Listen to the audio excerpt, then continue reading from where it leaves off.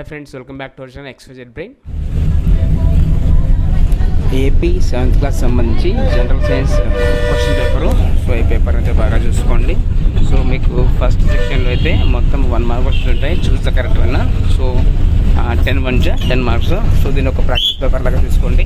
So డెఫినెట్గా అయితే ఇందులో నుంచి మీకు రేపు జరగబోయే ఎగ్జామ్లో కొన్ని క్వశ్చన్స్ అయితే పక్కా అయితే ఎక్స్పెక్ట్ చేయొచ్చు.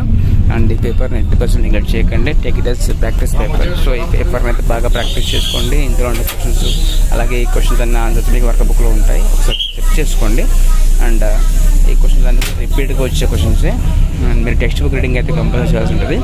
అండ్ మ్యాక్సిమం ప్రతి క్వశ్చన్ కూడా ఇంపార్టెంట్. సో మ్యాక్సిమం ఎందుకంటే మనకు ప్రతిసారి ఎగ్జామ్లో ప్రీవియస్ పేపర్స్ నుంచి కొన్ని క్వశ్చన్స్ అనేవి రావడం జరుగుతాయి. సో అందుకే మీకు ఈ పేపర్స్ని ప్రాక్టీస్ పేపర్స్ లాగా అయితే వాడుకోండి. సో అండ్ మీరు రాసేటప్పుడు కూడా 1-2 సార్లు చెక్ చేసుకోండి. సో వెదర్ ఆప్షన్స్ మారే అవకాశం ఉంటుంది. ఆప్షన్స్ మారినాయా లేదా అది కూడా చూసుకోండి. అండ్ క్వశ్చన్ ఎలా అడిగాడు, ఏ పాయింట్ ఆఫ్ వ్యూలో అడిగాడు, క్వశ్చన్ టెక్స్ట్ బుక్లో ఎక్కడ ఉంది. సో మ్యాక్సిమం క్వశ్చన్ మీకు టెక్స్ట్ బుక్ నుంచే వస్తాయి కాబట్టి టెక్స్ట్ బుక్ రీడింగ్ కంపల్సరీగా చేయండి. టెక్స్ట్ బుక్ రీడింగ్ చేస్తే మీకు అయితే ఏం ప్రాబ్లం అయితే ఉండదు. అండ్ ఇవన్నీ కూడా టెక్స్ట్ బుక్ క్వశ్చన్సే. సో మ్యాక్సిమం కాన్సెప్ట్ బేస్తో ఉంటాయి. సో మీకు ఎక్కువగా textbook reading and work బుక్లో ఉండే బిట్స్ అన్నీ కూడా కవర్ చేయండి. సో అందులోంచి 100% అయితే వస్తాయి. సో అండ్ సింపుల్గా చెప్పాలంటే టెక్స్ట్ బుక్ ఎవరైతే కవర్ చేస్తారో వాళ్ళ పేపర్ని అయితే ఈజీగా రాస్తారు. అండ్ ఇక్కడ చూసాక ఒక ప్యాసేజ్ ఇచ్చారు, ఆ ప్యాసేజ్ మీదే క్వశ్చన్ అయితే రావడం జరిగింది. సో అది కూడా మీరు చూసుకోవచ్చు.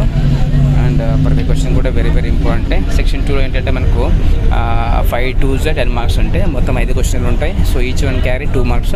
5 2s 20 5 2s 10 మార్క్స్. సో అది కూడా చూసుకోండి. 11th 15th వరకు అన్ని క్వశ్చన్స్ కూడా 2 మార్క్స్ క్వశ్చన్సే. సో ఇవి బాగా గమనించండి. అండ్ ఇవైతే మీరు ఆన్సర్స్ రాసి ఉంటుంది. రిపేరింగ్ అన్నీ కూడా క్వశ్చన్ పేపర్లోనే చూస్ ద కరెక్ట్ వన్ కాబట్టి ఈ క్వశ్చన్ రాసి సరిపోతుంది. దీనికి చివరిలో మీకు కీ కూడా ఇస్తాను, అక్కడ కీ కూడా గమనించవచ్చు. డయాగ్రామ్ బేస్డ్ క్వశ్చన్ చూడండి. డయాగ్రామ్ బేస్డ్ క్వశ్చన్స్ ఇవన్నీ కూడా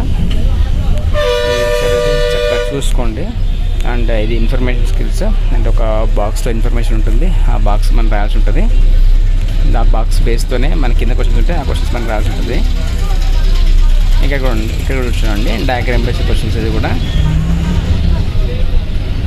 ఇది ట్రాన్స్లేషన్ ప్రాసెస్ అనమాట. ఇది ఈ క్వశ్చన్స్ అన్నీ అయితే చూసుకోండి. సో నేను బస్లో ఉన్నా, బట్ అయినా ఇంకా అలాగే పెడుతూ ఉన్న టైం లేకపోయినా కూడా.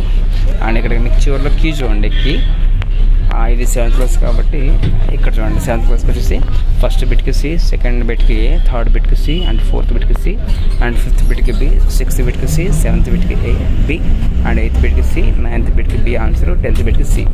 సో రిమైనింగ్ కూడా మీకు 1 word ఆన్సర్స్ సెంటెన్స్ ఉంటాయి. ఇక్కడ చూసుకోండి. 11th ఆన్సర్ చూడండి, అండ్ 12th ఆన్సర్, ఇది 13th ఆన్సర్, 14th ఆన్సర్. ఒకసారి మీ వీడియో పాస్ చేసుకొని ఫోటో తీసుకోండి. అండ్ 15th కూడా ఇది ఆన్సరే. అండ్ ఇది మొత్తం 7th క్లాస్ సంబంధించి కీ చూడండి. సో ఈ కీ మీకు ప్రాక్టీస్కి అయితే ఉపయోగపడుతుంది. సో డెఫినెట్గా అయితే ఇందులోంచి మనం రేపు అయితే పక్కా ఎక్స్పెక్ట్ చేయొచ్చు. Stay tuned for more updates. ఇలాంటి మరిన్ని అప్డేట్స్ కోసం మన ఛానల్ని సబ్స్క్రైబ్ చేసుకోండి. And like for notification. Do like and comment, share someone this one. And thank you so much for watching video.